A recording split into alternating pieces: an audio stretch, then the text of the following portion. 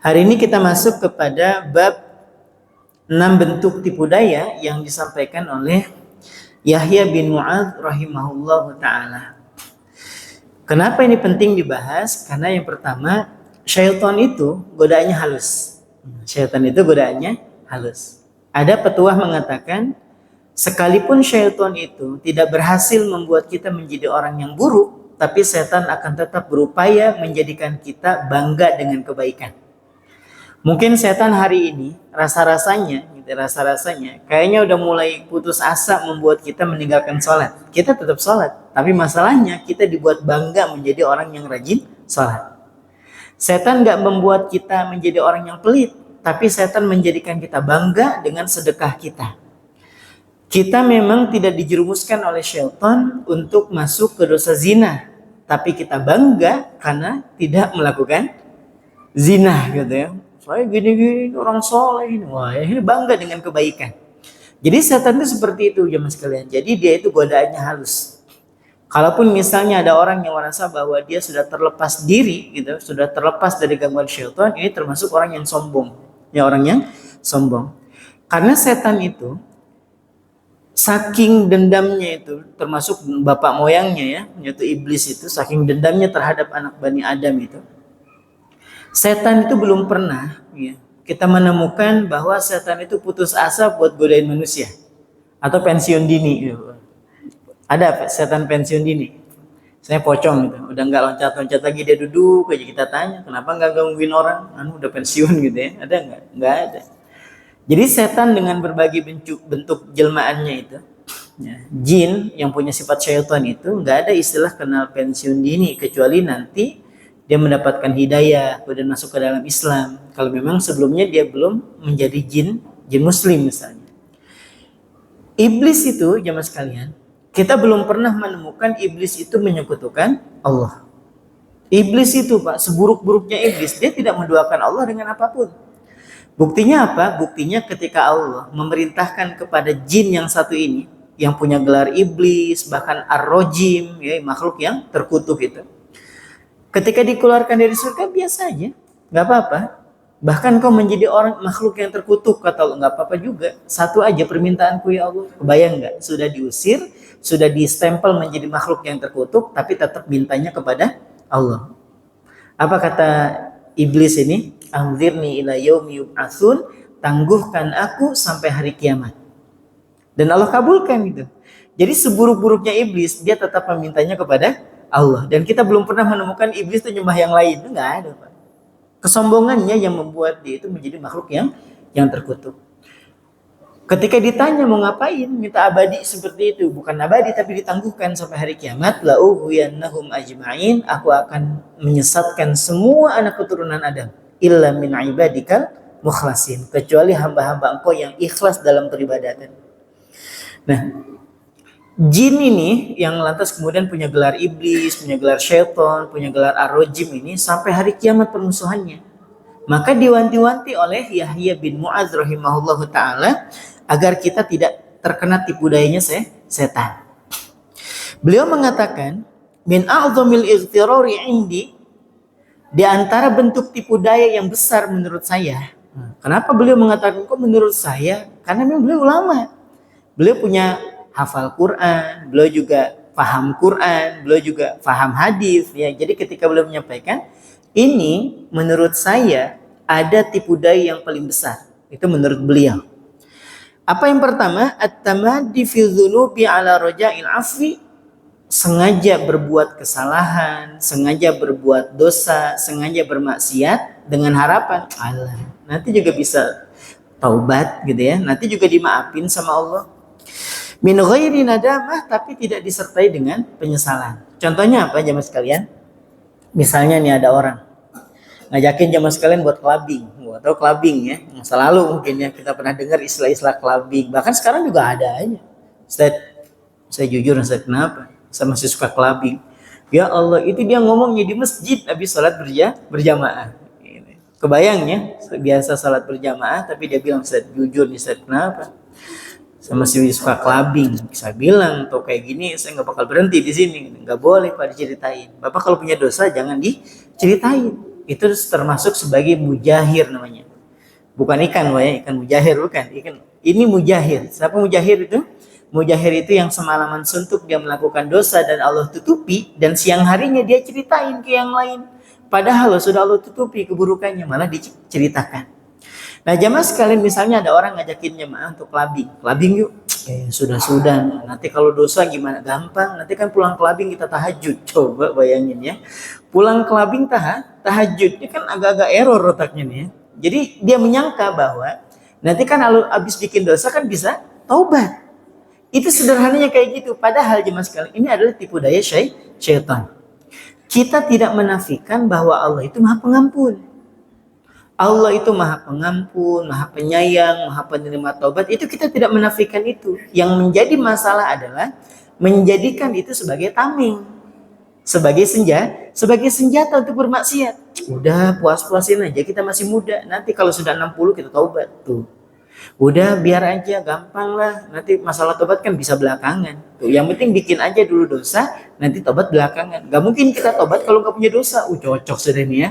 Jadi dia menganggap bahwa ampunan Allah yang terbuka lebar itu digunakan untuk apa? Untuk maksiat. Itu yang ada di kepalanya orang-orang yang sudah tertipu daya ini. Jadi dia menganggap bahwa udah gak apa-apa, judi online aja. Nanti kalau udah dapat kita tobat gitu ya. Ini nggak gitu konsepnya. Itu adalah tipu daya syaitan. Kenapa?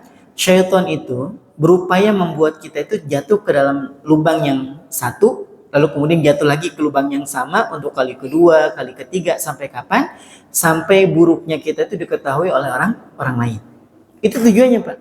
Jadi kalau hari ini merasa bahwa keburukan yang kita lakukan gak ada orang yang lihat, gak ada orang yang tahu, terus kita merasa aman aja. Ingat, setan itu menunggu nanti kalau sudah jatuh ke dalam kesalahan yang besar, nah baru kemudian dinampakkan. Sampai kita sendiri mengatakan apa? Gimana sih Allah ini? Katanya Maha menyembunyikan aib. Ternyata dibongkar juga aib saya tuh. Sampai ujung-ujungnya kita menyalahkan Allah. Pernah terjadi nggak di zaman sahabat? Pernah. Saya pernah ceritakan kalau tidak khilaf ketika ada seorang itu datang kepada Khalifah Umar bin Khattab. Ya Amirul Mukminin, wahai Amirul Mukminin, wahai pemimpin kaum mukminin, tegakkan keadilan buat saya. Kenapa? Si fulan itu telah mencuri di rumah saya. Si fulan disebutin Pak namanya. Nah, dalam syariat Islam, kalau ada seorang yang sudah menyebutkan nama orang lain tentang keburukannya, dia wajib menghadirkan saksi. Wajib Pak hukumnya. Misalnya ada si A, si B, si C sama si D. Ternyata si A pas lagi ngintip satu rumah, ada di dalam itu tuan rumah lagi melakukan zina. Ya. Nyata Pak dia lagi telanjang, bahkan itunya juga kelihatan betul masuk gitu ya. Dia panggil, "B, sini." Kenapa? Coba lihat dulu, coba lihat. Dilihat sama si B. Betul Pak lagi zina berdua ini. Nah, tapi kan masih kurang saksinya. Tambah lagi, "Sini."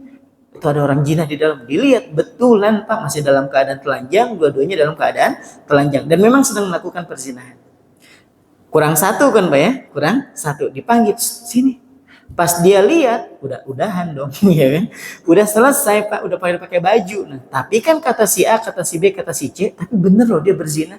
Udah kita laporin aja, dilaporin ceritanya ke Qadhi. Qadhi itu hakim lah kalau sekarang. "Wahai hakim, sungguh si Bapak Fulan dengan Ibu Fulan itu melakukan perzinahan. Siapa yang jadi saksinya?" "Saya." "Satu, ngelihat betul-betul?" "Iya." "Si B?" "Iya, saya juga melihat dengan mata kepala saya. Demi Allah." "Yang C juga sama, aku juga melihat." Nah si D dia bilang, pas dia dilihat udah pakai baju sudah ya, sudah pakai baju, telat cerita. Apa yang dilakukan oleh Qadhi, oleh hakim ini? Maka empat-empatnya dicambuk. Empat-empatnya dicambuk. Kebayang nggak? Padahal tiga ini dengan mata kepalanya melihat dengan sejelas-jelasnya. Kurang satu aja, empat-empatnya dicambuk. Kebayang ya? Jadi itulah dalam Islam itu. Ketika seorang itu sudah menyampaikan keburukan saudaranya, dia wajib menghadirkan saksi. Maka apa kata sahabat yang mengadukan kepada Khalifah Umar bin Khattab ini? "Wahai Amirul Mukminin, aku sendiri yang menangkapnya." Jadi nggak usah butuh saksi, orang dia mencuri di rumah saya, aku sendiri yang menangkapnya. Maka hadirkan ya, dihadirkan tuh. Kata Umar bin Khattab apa? "Fulan, berapa kali engkau mencuri?" "Sekali wahai Umar." "Berapa kali engkau mencuri?" 2 kali gitu. Berubah-ubah ya. Untuk kali yang ketiga tahu sendiri Pak Umar itu kan tegas Pak. Ditinggiin lagi volumenya. Berapa kali engkau mencuri? Kata orang ini, lebih dari 3 wahai Umar. Udah ketakutan duluan kan. Kita ini mengenal ketegasan Umar itu bahkan dari lisan Nabi kita Nabi Muhammad Sallallahu Alaihi Wasallam. Wahai Umar, kata Nabi kepada Umar langsung, sekiranya engkau melewati satu jalan, yang jalan itu juga dilalui oleh setan, maka setan akan lari, dia akan nyari jalan yang lain. Itu Umar. Kalau kita, kita nih pas lewat ternyata pocong di depan nih, kita juga mau lewat situ. Yang lari pocongnya atau kitanya? Kita. Ini salah konsep nih. Ya. Kata Nabi itu kepada wahai Umar, sekiranya engkau melalui satu jalan, yang jalan itu juga dilalui oleh syaitan, maka setan akan muter Pak, cari jalan yang lain. Saking tegasnya Umar bin Khattab radhiyallahu anhu. Maka kata Umar ketika ditanya berapa kali engkau melakukan hal yang seperti ini, oh, lebih dari 3 wahai Umar. Ketakutan dia Pak. Apa kata Umar? Nah pesan ini harusnya kita tanam betul-betul nih Pak. Apa pesan Umar bin Khattab? Wahai hamba Allah, sekiranya engkau melakukan ini untuk kali yang pertama, pasti akan Allah tutupi. Pasti akan Allah tutupi. Kalaupun ternyata engkau jatuh ke dalam kesalahan yang sama untuk kali yang kedua, masih dimungkinkan untuk Allah menyembunyikan aibmu. Itu yang kedua Pak.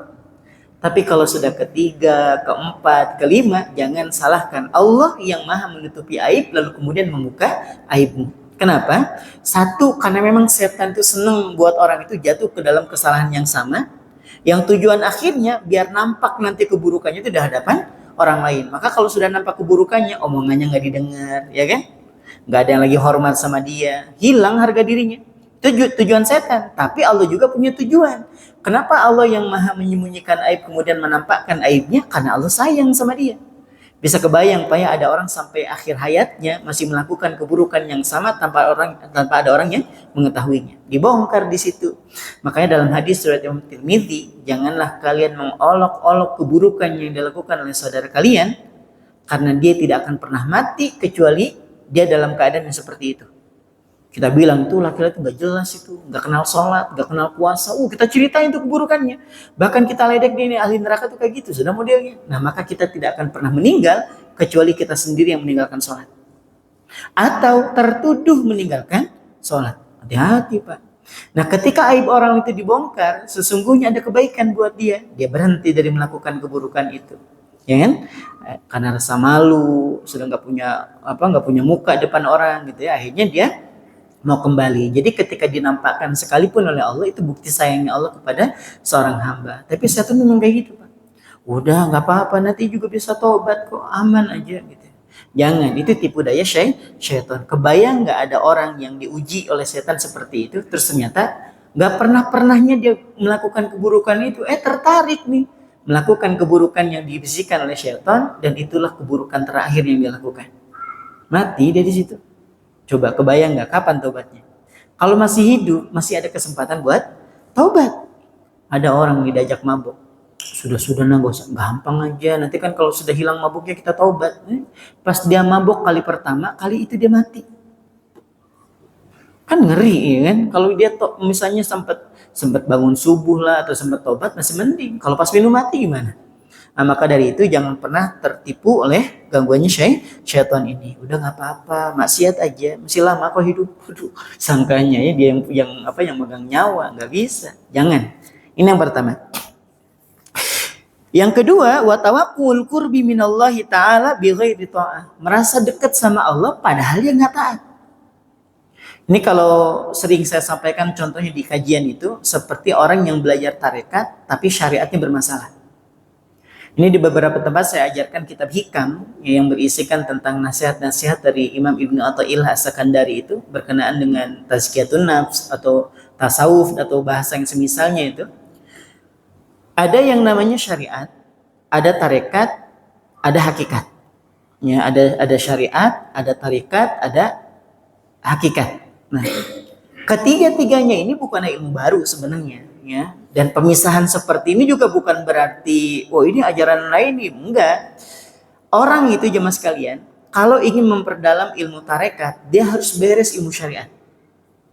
Kalau ilmu syariatnya bermasalah, pasti tarekatnya juga bermasalah. Kalau sudah tarekatnya bermasalah, pasti hakikatnya juga bermasalah. Merasa diri menyatu dengan Allah lah. Sudah nggak ada lagi kewajiban sholat lah.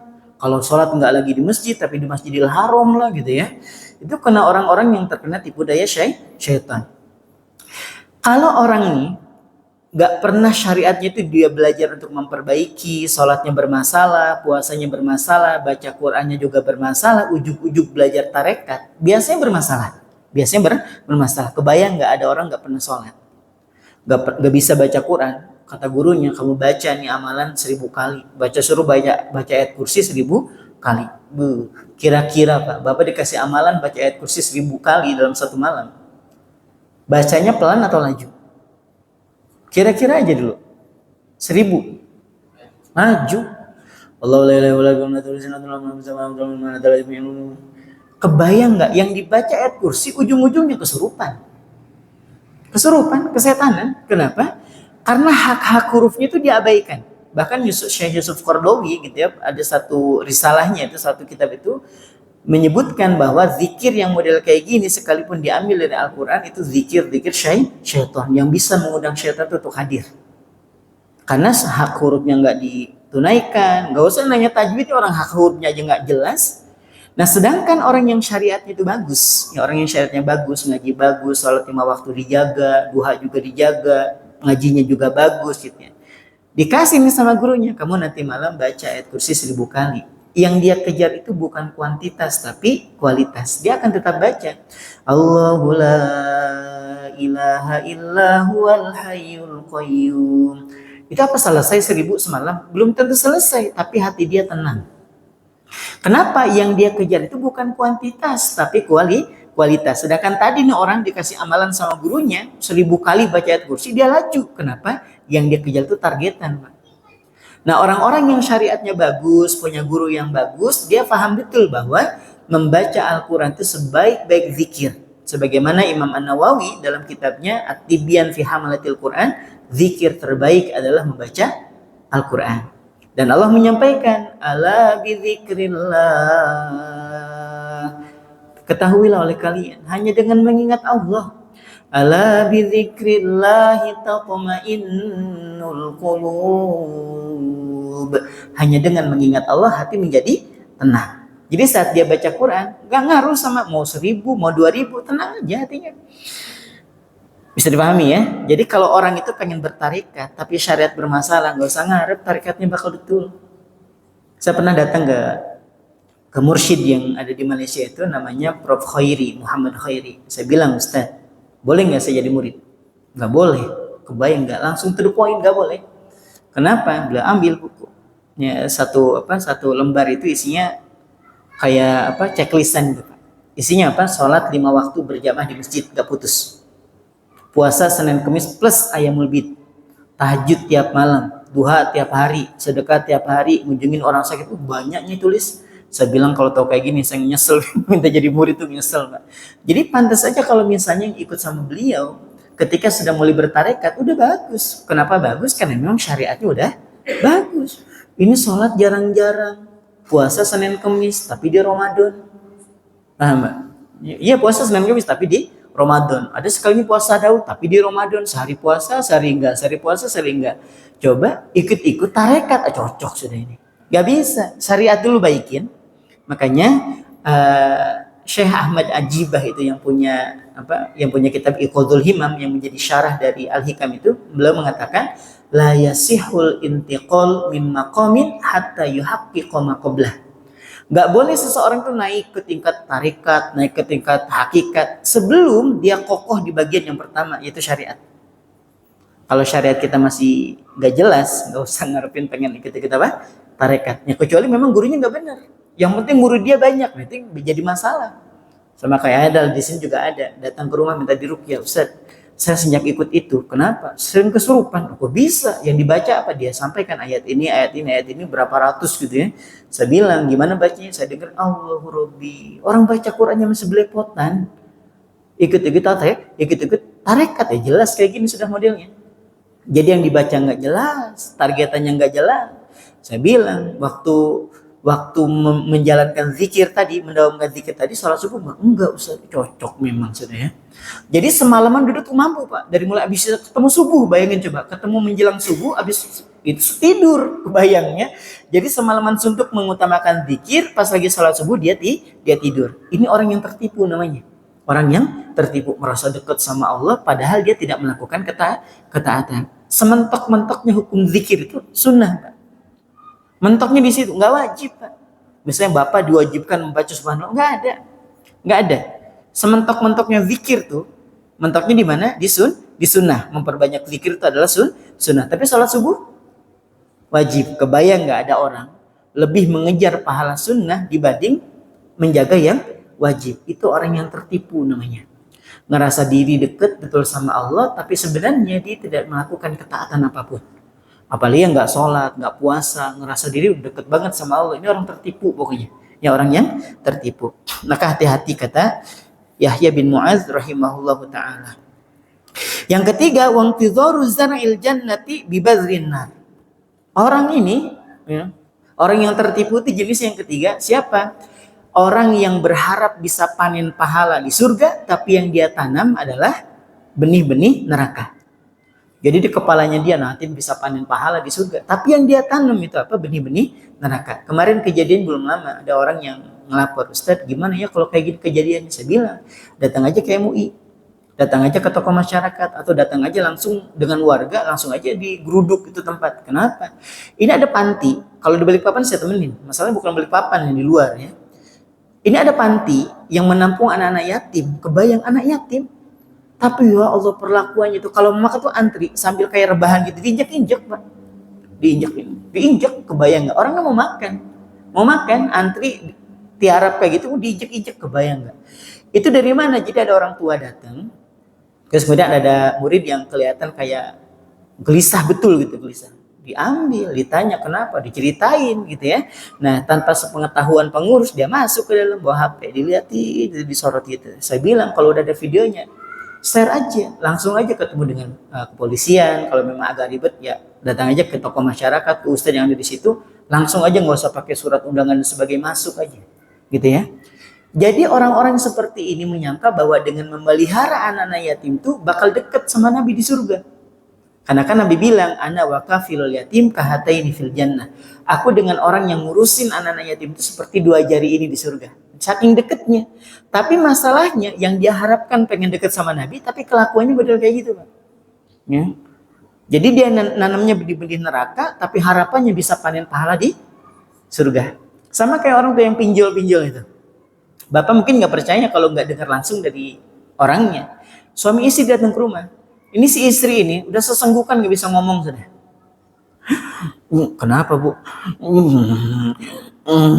Gitu ya. Ayah aja ngomong katanya. Udah nggak kuat ngomong. Si ayah ngomong, Ustaz, kami ini, kata si istri, kamu kata gitu. Udah emosi betul Pak istrinya itu. Istri tuh di samping udah tenang gitu ya. Kata si istri, bukan kami, kamu katanya. Dia terlilit hutang 300 juta, bayang. 300 juta. Kalau misalnya nih dia bilang 300 juta jadi mobil, saya mudah gitu maksudnya, ini mobil jual aja gitu. Ya, paham ya, daripada terlilit model kayak gini, ini ada mobil, dijual aja sudah. Dijual, tutupin itu. Masalahnya mobil nggak ada. Nggak berbentuk ring 300 juta, kebayang nggak? Saya bilang mudah, apa pinjam mudah. Yang penting punya, bukan diajarin nih tolong ya. Ini tinggal foto selfie pakai KTP gitu ya. Cair. Apalagi kalau pakai senyum, gede tuh. Gede cairnya Pak. Kalau pakai senyum segala itu ya. Itu cepet cair zaman sekarang, 300 juta hutangnya. Saya aja kaget. Ya ada. Pas dibuka satu folder, dibuka pinjol semua tuh. Satu folder, kebayang nggak? Ya Allah. Nah, orang-orang yang model-model gini nih, ada sebagian tuh yang aku gini, saya tuh pas dapat cairan pinjol 50 juta, 10% saya sedekahin, kebayang gak? Paham gak? Dia cair nih 50 juta, dia sedekahin dong 10%. Disangkanya dengan 10% itu yang sisanya itu jadi berkah gitu. Nggak gitu konsepnya, riba aja. Nggak bisa disucikan. Misalnya ada orang yang ngambil proyek, dia nggak jujur dengan proyeknya gitu ya. Korupsi lah bahasa kitanya, dia 100 juta nih. Terus dia pikir nih dengan 100 juta, yang 10 juta ya taruhlah ke panti asuhan, ke fakir miskin. Disangkanya bisa membersihkan. Nggak bisa Pak. Dia berpikir bahwa dengan sedekahnya nanti di surga dapat pahala. Nggak ada Pak kayak gitu. Nggak bisa.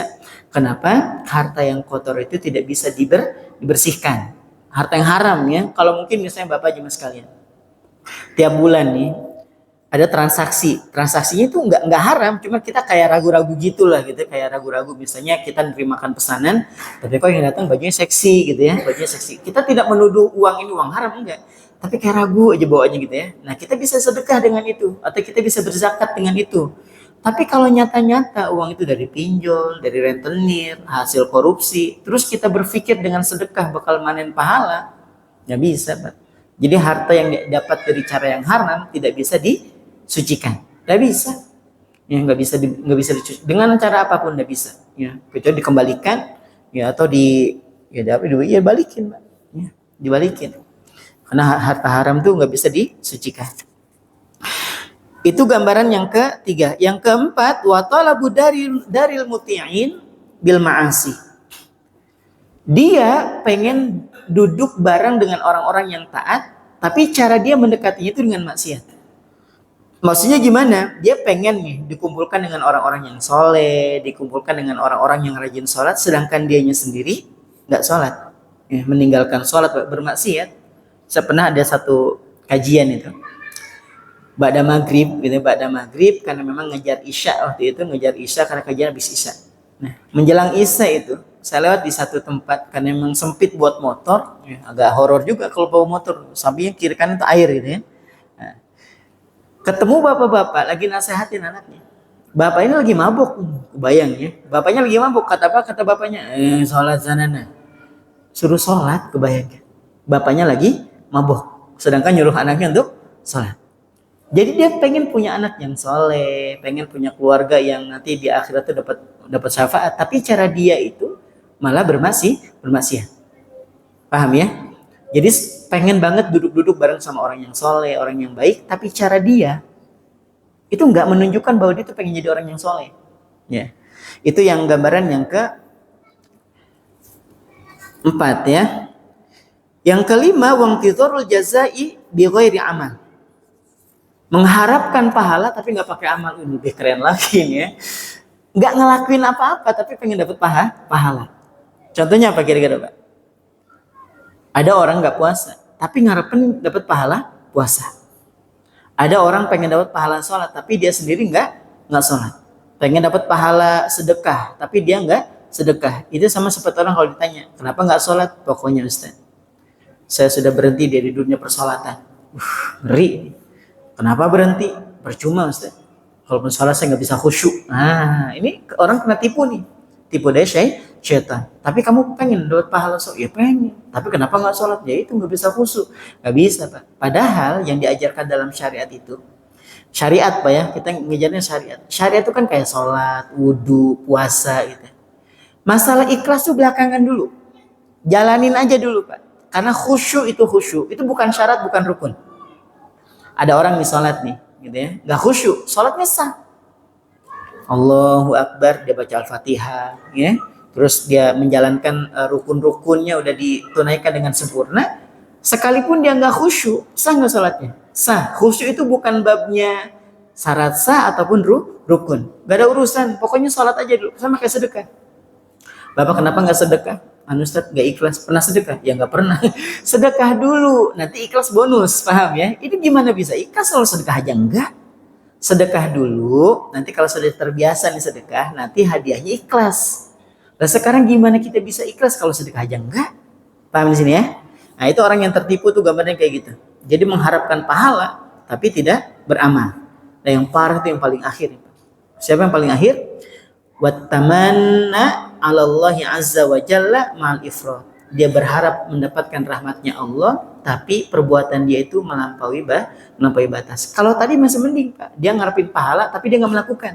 Ini parahnya adalah dia mengharapkan rahmat Allah dengan cara mencegah orang-orang dari melakukan ketaatan kepada Allah. Contohnya gimana misalnya nih, Bapak mau sholat nih, mana Mas? Ya sholat lu udah azan, ngopi dulu. Ngopi Pak, bayangin coba ya. Kita udah jalan nih ke masjid nih, dipanggil. Ngopi dulu, mau sholat, gampang itu. Ngopi dulu, ngopi dia di situ Pak ya. Sampai ketemu maghrib, ketemu isya, enggak juga ke masjid. Kebayangnya. Nah, itu orang yang model kayak gini, itu melampaui batas. Ada orang lagi misalnya nih, ada orang diajak kajian nih.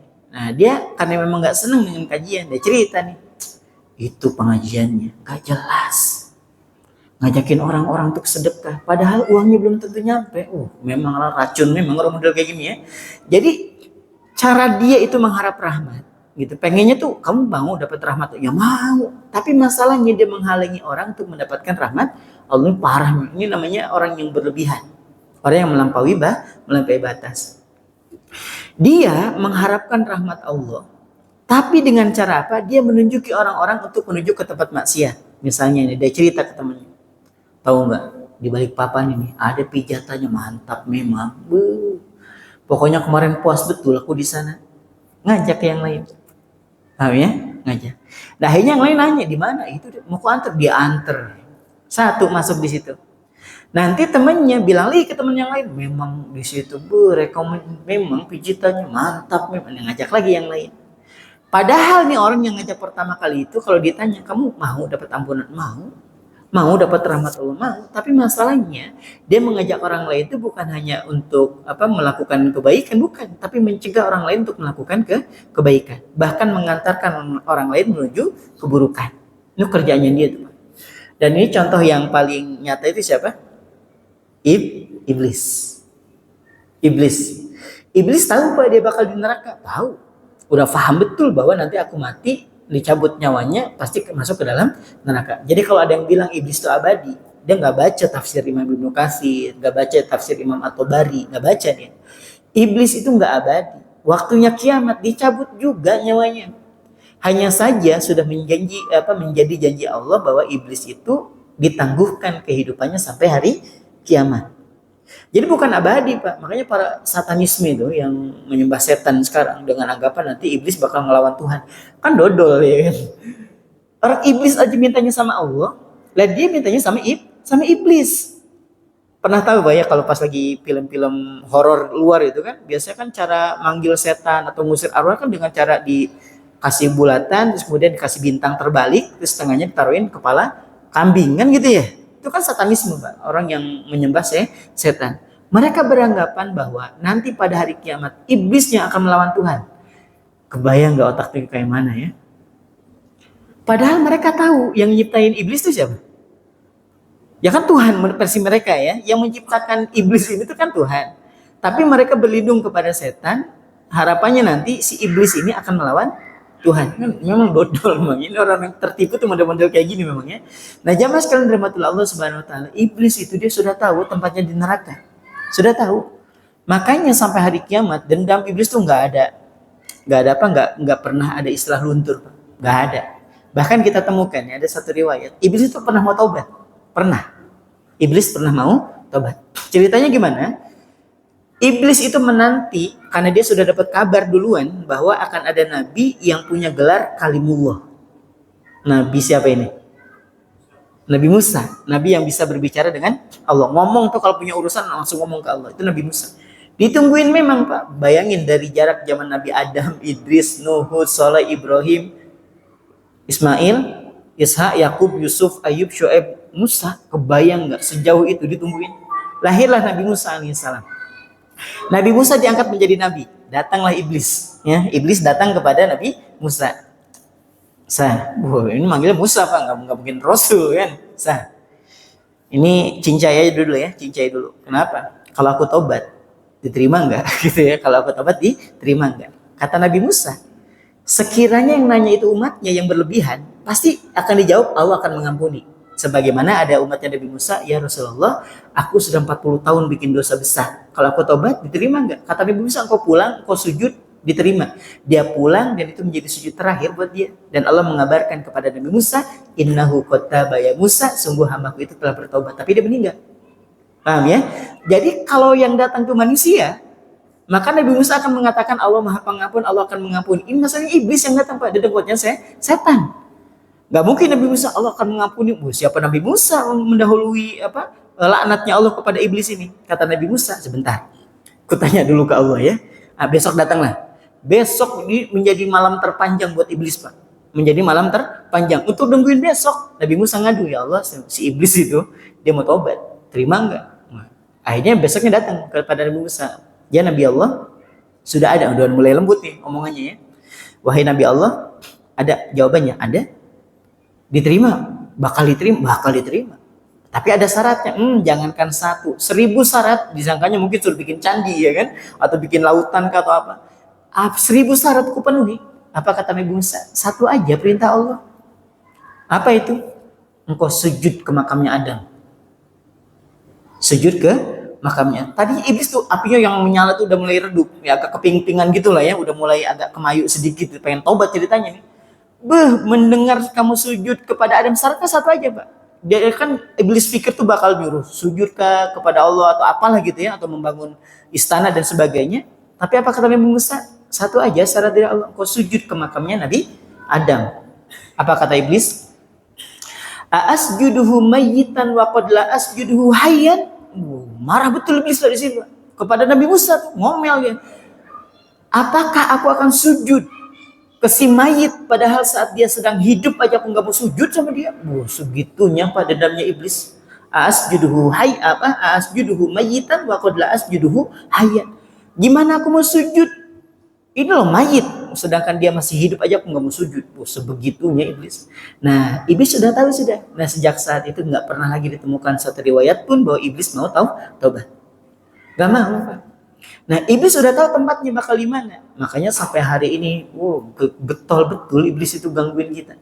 Punya bala tentara yang banyak, Pak ya, untuk menyesatkan orang. Padahal ketika iblis ini diberikan waktu yang cukup sampai akhir dunia ini, Pak, sampai hari kiamat, itu kan kalau dipakai buat sujud aja dia minta taubat, diampuni rasa-rasanya. Tapi nggak gitu iblis. Nggak apa-apa, aku dikeluarin. Sama kayak orang tadi. Kamu mau dapat ini rahmat, mau dong. Tapi kelakuannya model kayak gini, Pak. Kalau iblis masih mending, Pak. Iblis itu dia sudah tahu jalan pulangnya mau kemana. Lah orang ini belum tahu dia mau ke surga atau ke neraka, tapi kelakuannya itu seolah-olah menantang Allah, masukin aja ke neraka. Gitu. Tapi kalau ditanya, kamu mau dapat rahmat Allah? Mau. Tapi kelakuannya kayak setan. Kelakuannya kayak setan. Bukan cuma meninggalkan sholat, tapi ngajak orang lain untuk meninggalkan sholat. Bukan cuma berzina, tapi ngajak orang lain juga untuk sama-sama berzina. Bukan cuma mabuk, tapi ngajak orang lain juga untuk mabuk. Bukan cuma pinjam online, ya, tapi ngajak orang lain untuk masuk ke pinjaman online. Setan memang lakunya. Nah, orang model kayak gini adalah orang yang tertipu, ya. Dia berharap bahwa nggak apa-apa lah, nanti kan di ujung-ujung kita bisa lah tobat, kan nanti kita bisa memperbaiki diri. Itu orang-orang yang tertipu semuanya. Maka dari itu pesan dari Yahya bin Mu'adz ini perlu kita renungkan, dan bahkan beliau memberikan nasihat yang terakhir. Mau nggak kita ini, kata beliau nih, mau nggak kita ini mendapatkan benteng supaya kita tidak tertipu? Syaratnya 2. Syaratnya berapa? 2. Yang pertama, perbaiki nih niat. Karena setan itu muaranya tuh di sini, Pak. Ngejarnya tuh di orang tuh di niatan. Ada orang mati syahid, ujung-ujungnya neraka. Ada orang yang alim, pinter, cerdas, dan hobi baca Quran, ujung-ujungnya neraka. Ada orang yang hobi sedekah, juga ujung-ujungnya neraka. 3 orang ini punya amalan unggulan yang akhirnya 3-tiganya masuk ke dalam neraka. Inna awalan nas yuqda yaumal qiyamah. Kata Nabi nih, ada orang-orang yang dipanggil pada hari kiamat itu 3 orang yang pertama kali dihakimi. 1 orang yang mati syahid, yang kedua orang yang alim juga qori, dan yang ketiga adalah orang yang gemar bersedekah. 3-tiganya masuk neraka. Kebayang nggak? Apa masalahnya? Niat. Yang sebagus apapun kebaikan yang dilakukan, niatnya bermasalah, masalah juga endingnya. Nah, setan tuh mainnya di sini. Masih ingat gak kisah di zaman Nabi itu ada orang buta, kemudian jatuh ketika akan melaksanakan sholat? Hadis Muslim ini. Jadi ketika beliau itu jalan lagi mau ke masjid, jatuh, Pak, tergelincir, berdarah, Pak. Dan dia tahu dia pegang ini berdarah, bukan darah biasa. Dia pulang, Pak. Nah, kalau kayak model-model kayak kita, jangan kan berdarah, kepleset aja pulang, gak balik lagi ke masjid, ya kan? Nah, ini udah mau buta, dia kepleset, berdarah, pulang dia, Pak, ganti baju dan ngejar lagi untuk sholat. Besoknya dituntun, Pak, bukan cuma di tengah, dari rumah dituntun, ayo dituntun. Terus aja dituntun, kamu siapa? Gua nggak usah tahu lah. Dituntun terus, Pak, ke masjid, sampai kemudian ditanya, kamu ini sebenarnya siapa? Aku iblis, katanya. Aku setan. Lah kenapa diantrin? Kemarin kamu jatuh seperti itu. darahmu bercucuran, dosamu juga berguguran di situ gitu ya. Terus Allah angkat derajat dan enggak mau engkau mendapatkan pengguguran dosa dan kemudian ditinggalkan derajat. Iblis Pak, bayangin iblis ngantar orang sholat. Karena nggak mau kalau nanti ada orang beriman jatuh dan dosanya digugurkan dan kedudukannya ditinggikan. Iblis tuh segitunya dia dendam sama orang itu. Maka jamaah sekalian, yang pertama perbaharuinnya, jaga betul niatannya. Yang kedua, tutup potensi untuk melakukan keburukan. Menutup. Kan Allah bilang gini, Allah kan nggak bilang, jangan zina ya, nggak kan ya, bacanya halus tuh. Wala taqrabus zina, jangan deketin jangan, bukan berarti. Nah kan Allah ngelarang deketin, kalau ngelakuin kan boleh, cocok mungkin orangnya. Salah tafsir tuh kayak gini nih, ya. Atau misalnya ketika Allah menyampaikan, janganlah kalian memakan harta anak yatim itu, apa bahasanya, memakan harta anak yatim itu sedikit-sedikit, betul kalau banyak boleh gitu ya. Ini maksudnya itu sedikit aja jangan, apalagi banyak, gitu, apalagi banyak. Nah maka menutup peluang-peluang ini, misalnya Bapak nih, yang membuat orang itu bisa pinjam online kan karena ada aplikasi nih, ya. Nah aplikasi model kayak gini kalau memang bawaan dari HP dihapus. Itu cara nutupnya tuh, cara nutupnya. Ada temen yang mulai ngasih pinjaman gitu ya, tapi dengan syarat ada bunganya misalnya 5% kita tinggalin. Pokoknya menutup celah-celah itu. Ini kenapa setan itu halus betul godaannya.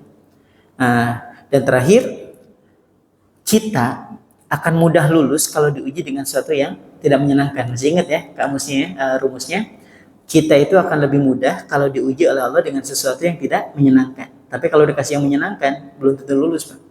Kemarin itu 2 bulan yang lalu ada yang datang ke rumah. Ustaz, boleh nggak saya minta doa? Ya boleh lah, minta doa ke Allah itu boleh. Bahkan dianjurkan. Itu memang perintahnya seperti itu. Boleh nggak Ustaz saya tuh minta doa kepada Allah supaya dimiskinkan lagi. Supaya dimiskinkan lagi. Bapak kalau mau silakan aja. Ya, siapa tahu mau praktek doa ini. Siapa tahu udah bosan kaya ya kan. Ya Allah miskinkan lagi saya, silakan. Siapa tahu udah bosan kaya ya kan. Nah ini orang ini bilang, Ustaz bolehkah saya minta dimiskinkan lagi sama Allah? Saya bilang kenapa Pak? Dia cerita, Ustaz dulu waktu kami tinggal di kontrakan, saya tuh rajin ke masjid. Seingat saya nggak pernah saya sholat kecuali di masjid. Bahkan waktu hujan saya bawa payung tuh bilang, ya Allah nanti kalau ada rezekinya saya pengen punya mobil yang supaya sholat itu bisa berjamaah di masjid. Padahal rumah aja masih ngontrak. Kontrakannya bukan kayak gini masih bagus, petakan aja rumahnya, ya Allah. Sebegitunya dia menjaga sholat. Nah bahkan dia bilang nih sama istrinya, nih, Ustaz kami tuh biasa tahajud di kontrakan yang cuma sepetak itu. Bahkan kami doa nih, saya doa ke ya Allah minta rumah yang ada AC-nya. Kalau di rumah tuh di kamar ada AC-nya, mau tahajud tiap malam, belum punya rumah waktu itu. Allah kabulin dong, rezekinya bagus, karirnya bagus, usahanya juga bagus, punya rumah, punya mobil. Saya datang ke rumahnya, pernah setelah dia datang ke rumah nih, saya lihat rumahnya itu Pak. Kita keluar rumah itu ngesot aja nyampe ke masjid. Ngesot aja nyampe ke masjid, kelihatan. Dan dia bilang, dan saya sekarang gak pernah ke masjid Ustaz. Gak pernah ke masjid. Padahal dulu rajin betul ke masjid. Dulu waktu diuji dengan model kayak gini mudah lulus dia Pak. Tapi ternyata sudah dikasih rumah yang bagus. Ini kalau boleh bahasa lebaynya ya, ini AC-nya bukan cuma di ruang tamu, di kamar, di WC juga AC.